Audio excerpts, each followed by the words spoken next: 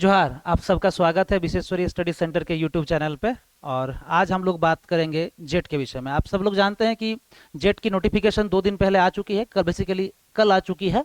और जेट होता है जिसकी फुल फॉर्म है झारखंड एलिजिबिलिटी टेस्ट। ये क्या है? इसके थ्रू आप झारखंड के विश्वविद्यालयों में और कॉलेजों में प्रोफेसर बन सकते हैं। असिस्टेंट प्रोफेसर के लिए एलिजिबिलिटी है ये, और आप इसके थ्रू पीएचडी भी कर सकते हैं। और हालिया दिनों में झारखंड सरकार ने एक घोषणा की थी कि जो लोग जेट के थ्रू या नेट के थ्रू झारखंड के विश्वविद्यालयों में पीएचडी करेंगे, उनको जो जेट पास करके आएंगे उनको 15,000 रुपए की फेलोशिप दी जाएगी, और जो नेट के थ्रू पीएचडी करेंगे उनको 25,000 रुपए की फेलोशिप ये झारखंड सरकार देगी। तो ये बहुत ही खुशखबरी है। और ये जो जेट है, जेट को बेसिकली जो कंडक्ट करती है वो जेपीएससी कंडक्ट करती है, इस बात को ध्यान रखिएगा। तो हम लोग एक एक चीज के बारे में जानेंगे। इसकी एलिजिबिलिटी क्राइटेरिया क्या है, एग्जाम का पैटर्न क्या होगा इसके लिए, और जो मूल विषय हैं किन किन सब्जेक्ट के लिए होगा, उनकी सिलेबस क्या होगा, इन पर हम लोग चर्चा करेंगे। तो बने रहिए हमारे वीडियो के साथ। चलिए मैं आपको ले चलता हूं सीधे। देखिए ये जो आया है वो 21 तारीख को ये नोटिफिकेशन आया था, बेसिकली डिटेल्स के विषय में। और मैं सबसे पहले आपको लिए चलता हूं कि जो सिलेबस है वो क्या है। ठीक है, तो देखिए इसमें एक चीज है जेट की सिलेबस को लेकर, ये किस लिए कंडक्ट होती है यहां पर स्पष्ट रूप में लिखा गया है। ठीक है, जेट किसके लिए होता है वो देखिए यहां पर लिखा गया किस लिए। This test determines the eligibility of candidates for appointment of assistant professor in university और colleges situated in Jharkhand.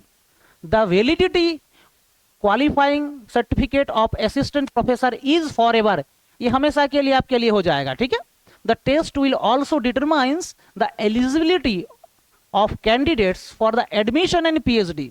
The validity period for admission in PhD will be also for ever. इसका मतलब अगर आप जेट पास कर जाते हैं तो आप जीवन भर के लिए इस सर्टिफिकेट के थ्रू पीएचडी कर सकते हैं, और असिस्टेंट प्रोफेसर के लिए एलिजिबल होते हैं, भर सकते हैं, इंटरव्यू में बैठ सकते हैं। नेक्स्ट आते हैं हम लोग, ठीक है, इसका एग्जाम पैटर्न पर। ठीक है, मोड ऑफ एग्जामिनेशन सबसे पहले आप देख लीजिए। Mode of examination, mode of examination में बेसिकली, एक सेकंड रुक जाइए। मोड ऑफ एग्जामिनेशन पे आप देखिए, मोड जो होगी आपकी वो होगी computer based test, CBT mode होगी। और इस टेस्ट में जो होगी वो होगी आपकी 2 paper. Both papers will consist of objective type multiple choice question. ठीक है, and there will be no break between this 2 paper, मतलब एक ही सीटिंग में आपकी एग्जाम होगी, इसमें कोई ब्रेक आपका नहीं होगा। ठीक है,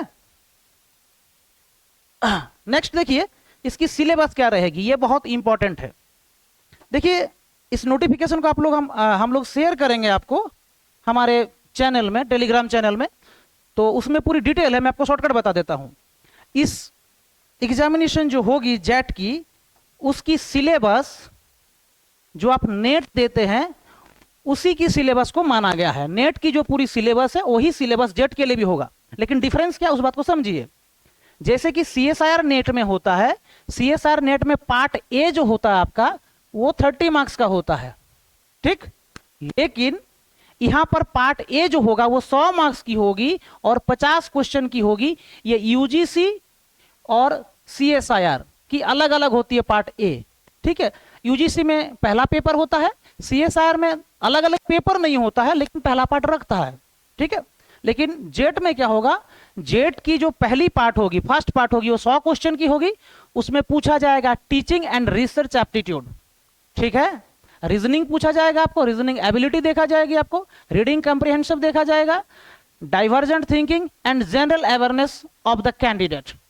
ठीक है, दूसरा पार्ट जो होगा वो 200 मार्क्स की होगी और इसमें 100 क्वेश्चन रहेगा, मतलब एक क्वेश्चन 2 मार्क्स का होगा, और इसमें भी एक क्वेश्चन 2 मार्क्स का होगा। ये जो पोर्शन होगी इसके सिलेबस के विषय में क्या है, ये based on the subject selected by the candidate.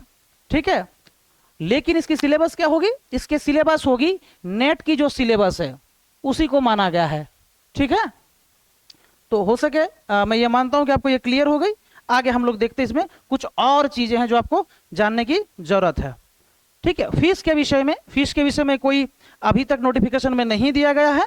ठीक है, फीस के विषय में बोला दिया गया जो स्टीयरिंग कमेटी होगा जेट को कंडक्ट करने के लिए, इसको जेपीएससी कंडक्ट करेगी और जेपीएससी का चेयरमैन ही इसको बेसिकली हेड करता है। एक स्टीयरिंग कमेटी बनती है जेपीएससी के लिए, क्या क्वेश्चन होगा, कैसे क्या करना, उस सब विषयों को लेकर, तो उसकी फीस के बारे में बता दिया जाएगा उस समय। Subject and syllabus of the test, syllabus का मैं विषय में ऑलरेडी बता चुका आपको। सीएसआईआर नेट, यूजीसी नेट की सिलेबस होगी कौन वाला, पार्ट 2 वाला। पार्ट 1 सबके लिए कॉमन रहेगा, 50 क्वेश्चन 100 मार्क्स के लिए, एक क्वेश्चन 2 मार्क्स के लिए। ठीक है, बाकी सब विषय बहुत इजी है। अब आ जाते हैं, एक इंपॉर्टेंट चीज है कि भाई मसला यह है कि क्वेश्चन मीडियम क्या होगी। आप जो लोग सीएसआर नेट के एग्जाम देते हैं वो जानते हैं कि क्वेश्चन हिंदी और अंग्रेजी दोनों में आता है, उसी प्रकार से क्वेश्चन हिंदी और अंग्रेजी में आएगा। Only except for the language papers, जो लैंग्वेज पेपर में जेट में अपियर होंगे उनके लिए, जैसे कि हिंदी हो गया, संस्कृत हो गया, हो गया, ऐसे विषयों के लिए 2 लैंग्वेज में नहीं आएगा क्वेश्चन पेपर, केवल एक ही लैंग्वेज में आएगा। ठीक है, बात समझ में आ गई आपको।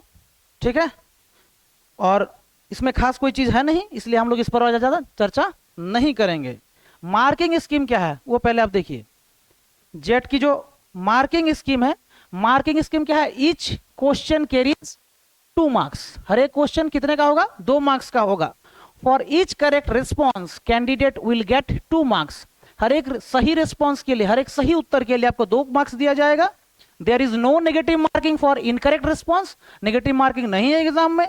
No marks will be given for the question unanswered, unanswered question के लिए या अनअटेम्प्टेड क्वेश्चन के लिए या मार्क्ड फॉर व्यू क्वेश्चन के लिए किसी भी प्रकार की मार्क्स नहीं दी जाएगी। इस बात को ध्यान रहे, इसको बढ़िया से देख लीजिए आप। ठीक है, no marks will be given for the questions unanswered, unattempted और मार्क्ड फॉर रिव्यू। जब आप सीबीटी एग्जाम देते हैं तो ये रहता है कि आपने अटेम्प्ट ही नहीं किया है ना, आंसर ही नहीं किया या मार्क्ड फॉर रिव्यू रख दिया, ऐसे क्वेश्चंस के लिए कोई मार्क आपको नहीं दिया जाएगा। ठीक है, अब इसमें आपको चूज करना है, करेक्ट ऑप्शन के लिए ऑप्शन चूज करना, ये तो हो गया। ठीक है, आगे आइए, यहां पर देखिए एक इंपॉर्टेंट चीज है जिसको लेकर कंफ्यूजन रहता है। If question is found to be incorrect, है ना, और has multiple correct answer, only those candidates who have attempt the question and chosen one of the correct answer will be given credit. इसका मतलब क्या है, अगर कोई क्वेश्चन गलत है तो ऐसी परिस्थिति में वो विद्यार्थी जो उस क्वेश्चन को अटेम्प्ट किए होंगे उनको ही उस क्वेश्चन का बेनिफिट मिलेगा, मतलब 2 मार्क्स मिलेगा। जिसने क्वेश्चन को अटेम्प्ट नहीं किया उसको कोई भी मार्क्स नहीं दिया जाएगा। ठीक है, if the question is found be incorrect and the question is dropped, अगर क्वेश्चन को ड्रॉप कर दिया गया है ना, then 2 marks plus 2 marks will be awarded only to those candidates who have attempted the question। मतलब वही बात है कि अगर क्वेश्चन इनकरेक्ट किया गया, उसको ड्रॉप कर दिया गया, तो ऐसी परिस्थिति में उसी को नंबर दिया जाएगा जो क्या किया गया, उसको candidate who has attempted the question. समझ में आ गई बात। तो the reason could be due to the human error और द टेक्निकल एरर। ठीक है, अब आ जाइए एलिजिबिलिटी क्राइटेरिया। ये एक इंपॉर्टेंट चीज में एक जो बिंदु आपको ध्यान में रखना है एलिजिबिलिटी क्राइटेरिया में। देखिए पहली बात क्या है, क्वालिफाइंग एग्जाम। पहले क्या आपका, यहां देखिए क्वालिफाइंग एग्जाम। ठीक है, तो जो अनरिजर्व्ड कैटेगरी के हैं, ठीक है, और या ईडब्ल्यूएस कैटेगरी के हैं उनके लिए 55% मार्क्स रहेगा, और जो रिजर्व्ड कैटेगरी के लिए BC1 BC2, ठीक है, ST SC PWD, ठीक है, इनके लिए कितना है 50%। इसमें एक बात ध्यान रखिएगा, जो कंफ्यूजन होता है इस बात को ध्यान रखें यहां पर, विदाउट राउंडिंग ऑफ, कितना, without rounding off, rounding off करके 50% नहीं होना चाहिए।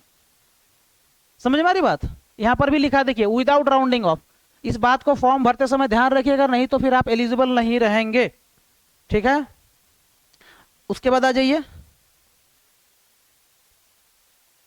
Candidates who are pursuing their master degree और equivalent course or candidates who have appeared in the qualifying master degree final year, ठीक है, इस बात को देखिए, जिसको लेकर कंफ्यूजन रहता है उसको मैं बता देता हूं आपको। यहां पर क्या है, who are pursuing master degree eligible हो जाएंगे, ठीक है, जो फाइनल ईयर में है, and whose result is still awaited. मैं इसको शॉर्ट में बता देता हूं आपके लिए, ठीक है। तो जो फाइनल ईयर में है, ठीक है, वो एलिजिबल है भरने के लिए, ठीक है। मतलब इसमें एक चीज ध्यान दीजिए जो मैं समझा देता हूं शॉर्टकट में, पूरी इसकी जिस्ट में समझा देता हूं आपको, ठीक है। तो भरने के लिए कौन कौन एलिजिबल है, जो पास कर गया मास्टर डिग्री, जिसके पास 55% है या 50% है अपनी रिजर्वेशन के अकॉर्डिंग। दूसरा, जो अपनी अपियरिंग एग्जामिनेशन का फॉर्म भर चुके हैं, मतलब सेकेंड ईयर में है, वो भर सकते हैं, मतलब थर्ड या फोर्थ सेमेस्टर में वो भर सकते हैं।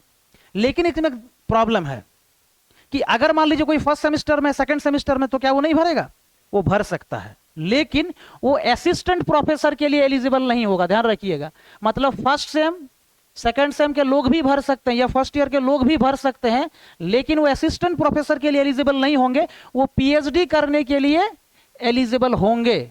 किसके लिए एलिजिबल होंगे, पीएचडी करने के लिए एलिजिबल है। इसलिए वो सारे स्टूडेंट जिन्होंने एमएससी में एडमिशन लिया है, अगर आपको पीएचडी करना है झारखंड के विश्वविद्यालयों में, तो आप जेट जरूर भरें, और जब आपका मास्टर डिग्री कंप्लीट हो जाएगा तब आप पीएचडी ज्वाइन कर सकते हैं इसी के रिजल्ट के आधार पर, ठीक है। बाकी डिटेल और डिटेल में दे दिया गया है, आप लोग उसको देख लीजिएगा, ठीक है। अच्छा, यहां पर मैंने एक बात बोला था, इंपॉर्टेंट है, कि ऐसे विद्यार्थी है जो मान लीजिए किसी ने विदेश में पढ़ाई किया है, ठीक है, उसके लिए क्या करना होगा भाई, ठीक है। तो ऐसा हो सकता है कोई डिप्लोमा वगैरह करके आते हैं विदेश से, तो उनके लिए क्या करना है, यहाँ इस पेज में नहीं है, मैं थोड़ा सा पीछे चलता हूँ, एक सेकंड, यहाँ पर है, ठीक है। Candidates with post graduate diploma certificate awarded by the Indian university institute for the और foreign degree diploma certificates awarded by the foreign universities institute should in their own interest, है ना। इसको क्या करना है, देखिए मैं शॉर्ट में बताता हूं कि AIU होता है ना, इंडियन यूनिवर्सिटी फॉर एसोसिएशन, ये फिर उसको वेरीफाई करेगा और उससे आप भर सकते हैं, ठीक है। इसको देख लीजिएगा, डिटेल में मैंने दे दिया है, ठीक है। आपको आप जो फॉर्म भरेंगे उसके लिए किसी भी प्रकार की PDF या आपको पोस्ट नहीं करना, प्रिंट करके पोस्ट नहीं करना, लेकिन प्रिंट करके जरूर रखें आप, ठीक है, बाद में काम आता है। इसके विषय में ये और एक चीज है, ये पॉइंट है, मैं यहाँ आपको बता देता हूँ शॉर्ट में, कि जो कैंडिडेट हैं जो अदर स्टेट्स के हैं, झारखंड के बाहर के हैं, चाहे वो ST हो, SC हो, या बैकवर्ड कास्ट के हों, या EWS कैटेगरीज के हों, उनको जनरल कैटेगरी के फॉर्म में ही ट्रीट किया जाएगा, ठीक है। इस बात को ध्यान रखें आप, ठीक है। बाकी सब कुछ बेसिक चीजें हैं, आप उसको एक बार देख लीजिएगा। एज लिमिट, कोई यहाँ पर एज लिमिट नहीं है for applying jet for the assistant professor and admission in PhD, ठीक है। Reservation policy government of Jharkhand का जो अमेंडमेंट टाइम टू टाइम जो होता है वो एप्लीकेबल होगा इसमें, है ना। Provision related to personal disability, आप जानते हैं 40% डिसेबिलिटी वाले लोग कर सकते हैं, 1-1% सबको दिया जाएगा, सबके लिए 1-1% है, ठीक है। इसको मैं स्किप कर देता हूँ, इसमें खास कुछ है नहीं, आप लोग देख सकते हैं। रजिस्ट्रेशन में वही सारी कहानियां हैं जो आपको लगता है, बोर्ड का सर्टिफिकेट लगेगा, आइडेंटिफिकेशन डॉक्यूमेंट लगेगा, डिग्री सर्टिफिकेट लगेगा, मेलिंग एड्रेस चाहिए, 3 सिटीज देना पड़ेगा, सेंटर का कोड ऑफ जेटेड सब्जेक्ट, ये जब नोटिफिकेशन फाइनल आ जाएगा उसमें कोड देगा, सब्जेक्ट वाइज कोड देगा ना, कैटेगरी सर्टिफिकेट देना पड़ेगा, EWS, बाकी सारे स्कैन इमेज, JPG और PDF अपलोड करना पड़ेगा ना, बाकी ऑनलाइन रजिस्ट्रेशन वगैरह है, वो सारी प्रक्रिया इसमें दिया हुआ है, ठीक है। इसमें एक बात ध्यान रखिएगा, बीच में अगर आप फॉर्म अप्लाई करते समय अगर आपका कोई भी पार्ट आपने अप्लाई नहीं किया है तो आपका रिजेक्ट हो जाएगा, उस विषय में ऑलरेडी लिख चुके हैं, ठीक है। चॉइस फॉर सिटीज ये आप कर सकते हैं, आपको चॉइस देना है 3, ठीक है। कैसे फाइल करना है, मदर नेम चाहिए, candidate's name, mother's name, father's name, वो सारी चीजें आपको देना पड़ेगा, ठीक है। इस पर मैं और समय नहीं खपा रहा हूँ, आगे आता हूँ मैं। साइन वगैरह आपको लगेगा पूरा, ठीक है। कुछ और चीजें हैं उसको मैं थोड़ा जल्दी जल्दी बता देता हूँ आपको। एडमिट कार्ड दे दिया जाएगा, issued provisionally for the candidates, है ना। अगर आपको नहीं मिलता तो मेल करना है आपको उसके लिए, ठीक है। एग्जाम कंडक्ट कराएगा, वो सारी चीजें दिया है इसमें, कौन कराएगा नहीं कराएगा, ठीक है। कंप्यूटर बेस्ड एग्जाम होगा, इसके एनेक्स्टर के इसमें एनेक्स्टर लगाया होगा सारा चीज को लेकर, है ना। बाकी चीजें हैं वो छोटी छोटी चीजें हैं, आप लोग सारे लोग जानते हैं, ठीक है। इसमें कुछ आप लोग पढ़ लीजिएगा डिटेल, ये प्रक्रिया है, कितना % देखिए ये एक इंपॉर्टेंट चीज है जो मैं आपको बताना चाह रहा, procedure and criteria for declaration of result, है ना, ये इंपॉर्टेंट है, इसको आप देख लीजिए। ठीक है, the number of candidates to be qualified, total slot for eligible assistant professor and admission in PhD shall be equal to 6% of the candidates appeared in both papers of JETET। 6% लोगों के लिए होगा। ठीक है, इस बात को भी ध्यान रखें, तो तैयारी अच्छे से करना है। ठीक है, in order to considered for the eligibility of assistant professor and admission in PhD, दोनों के लिए must have appeared in both papers, दोनों में होना चाहिए। और 40% सिक्योर करना पड़ेगा किनको, यहां देखिए, marks in both the papers taken together के, दोनों मिला के कितना होना चाहिए, 40%। ईडब्ल्यूएस और रिजर्व्ड के लिए, BC1 BC2 और ST के रिजर्व कैटेगरी के लिए 35% एग्रीगेट लाना है, दोनों पेपर मिला के। इस बात को भी आप यहां पर नोट डाउन कर लें। बाकी पूरी प्रक्रिया है, कितना को निकालना है उसकी पूरी फॉर्मूलाज वगैरह दिया है।